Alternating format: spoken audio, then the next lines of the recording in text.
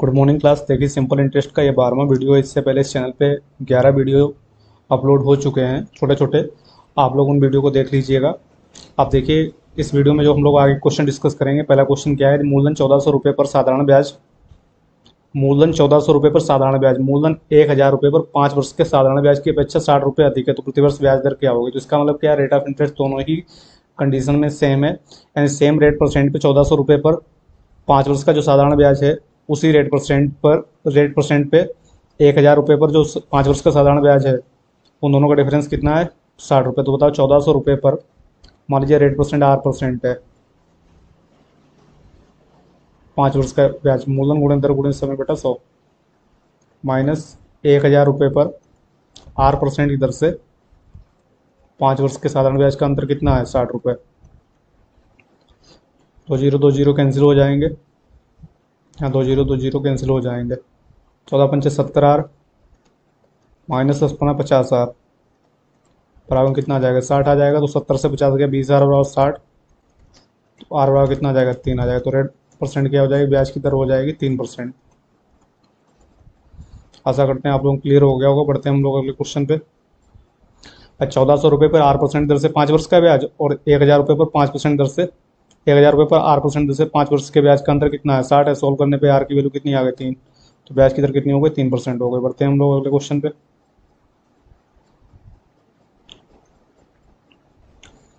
यदि किसी मूलधन पर 4 वर्ष में 4% प्रतिवर्ष की दर से साधारण ब्याज, उतने ही मूलधन पर 3 वर्ष में 5% प्रतिवर्ष की दर से साधारण ब्याज से 80 रुपये अधिक है, तो किसी मूलधन पर 4 वर्ष में 4% प्रतिवर्ष की दर से साधारण ब्याज जो है 16% होगा, उतने ही मूलधन पर 3 वर्ष में 5% दर से साधारण ब्याज कितना होगा, 15% होगा। दोनों में डिफरेंस कितने का, 1%। तो 1% किसके बराबर, 80 के बराबर। तो 100% किसके बराबर हो जाएगा, मूलधन 100% हो जाएगा 8000 के बराबर। भाई 4 वर्ष में 4% के हिसाब से कितना ब्याज मिलेगा, 16%। उतने ही मूलधन पर 3 वर्ष में 5% के हिसाब से कितना ब्याज मिलेगा, 15%। दोनों का डिफरेंस कितना है, 1%। 1% किसके बराबर, 80 के बराबर। हमने मूलधन कितना लिया, 100%। तो 100% किसके बराबर आ जाएगा, 8000 के बराबर। पढ़ते हैं अगले क्वेश्चन पे।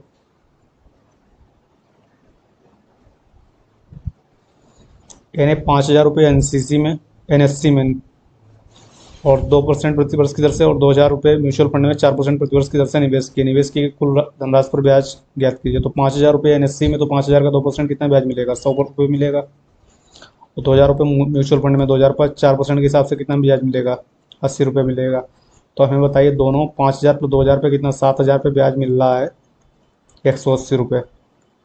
7000 पे ब्याज कितना मिल रहा है, 180 रुपये। भाई 5000 पर 2% के हिसाब से कितना ब्याज मिलेगा, 100 रुपये। 2000 पे 4% के हिसाब से 80 रुपये। तो टोटल हमें एक वर्ष में कितना ब्याज मिलेगा, 180 रुपये ब्याज जो मिलेगा वो किस पे मिलेगा, 7000 पे।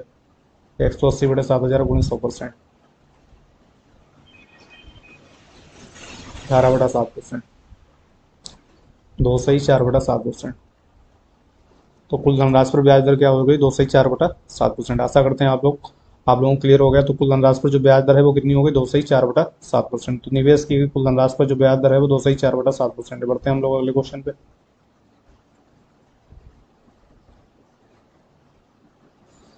करा एक धनराशि का 1/3 भाग 3% और 1/6 भाग 6% वार्षिक ब्याज की दर पर निवेश किया जाता है। तो कुल वार्षिक आय 300 रुपये। तो प्रारंभिक धनराशि ज्ञात कीजिए। तो मान लीजिए धनराशि का 1/3 भाग कितने परसेंट पे, 3% पे। 1/6 भाग 6% पे, 6 60%। तो 3 6 का एलसीएम 600 हो गया, 3 6 का एलसीएम 6 हो गया। परसेंटेज निकालना पड़ेगा। तो हमने मान ली धनराशि 600 है, 600 का 1/3 कितना आ जाएगा, 200। 200 कितने परसेंट पे, 3% पे।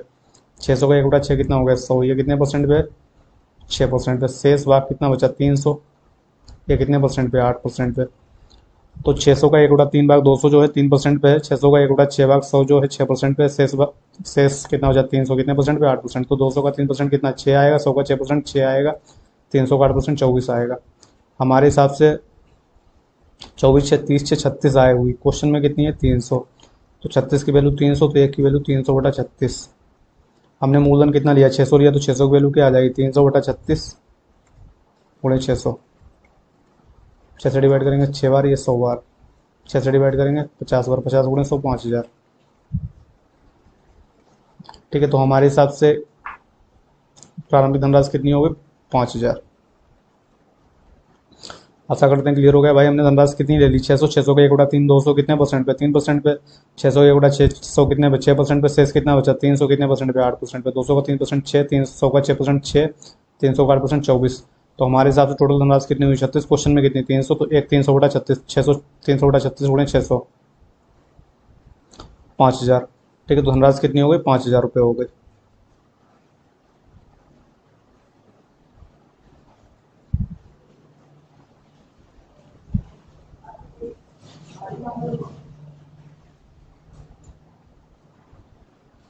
देखिए अगला क्वेश्चन है 500 रुपये पर 6% प्रतिवर्ष की दर से 3 मई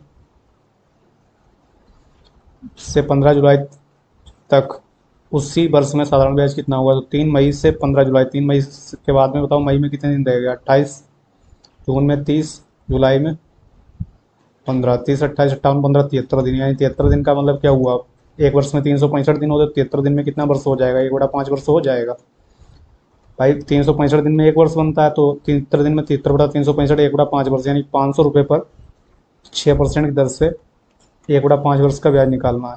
ठीक है, तो कितना आ जाएगा मूलधन गुणे दर गुणे समय बटा 100। तो देखिए 5 छक्का 30/5 6 रुपये, फिर 500 रुपये पर 6% की दर से कितने वर्ष का 1/5 वर्ष का 6 रुपये ब्याज आ जाएगा।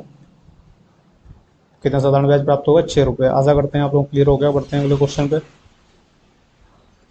400 रुपये पर साधारण ब्याज 256 रुपये है। यदि ब्याज की दर प्रतिशत और समय वर्षों में बराबर हो तो ब्याज दर ज्ञात कीजिए। तो 400 देखिए क्या कह रहा है, 400 रुपये पर साधारण ब्याज कितना है 256 है। ब्याज की दर परसेंट रेट परसेंट और टाइम आपस में क्या है बराबर है, तो मूलधन गुणे दर गुणे समय बटा 100 बराबर में ब्याज कितना है 256। रेट परसेंट और टाइम आपस में क्या है बराबर है, तो आर बराबर टी बराबर हम लोग क्या रख देंगे एक्स रख देंगे। रेट परसेंट और टाइम की जो न्यूमेरिकल वैल्यू है वो आपस में क्या है बराबर है, तो आर बराबर टी बराबर एक्स रखो तो ये एक्स स्क्वायर हो जाएगा। अब बताओ ये डिवाइड करोगे 4 से 64 बार, तो एक्स स्क्वायर वाला 64 आ गया, तो एक्स बराबर कितना आ गया 8 आ गया। तो ब्याज की दर कितनी हो गई 8% हो गई। ब्याज की दर कितनी हो गई 8% हो गई। आशा करते हैं आप लोग क्लियर हो गया। बढ़ते हैं हम लोग अगले क्वेश्चन पे।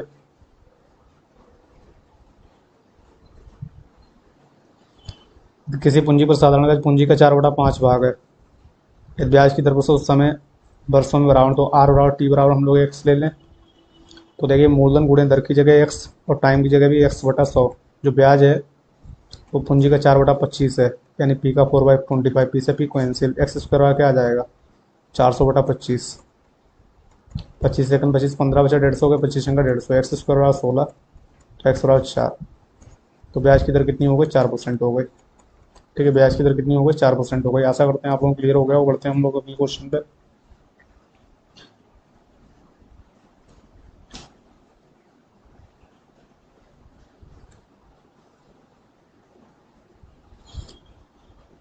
बाकी हम लोग अगले क्लास में डिस्कस करेंगे बाकी बचे हुए क्वेश्चन को।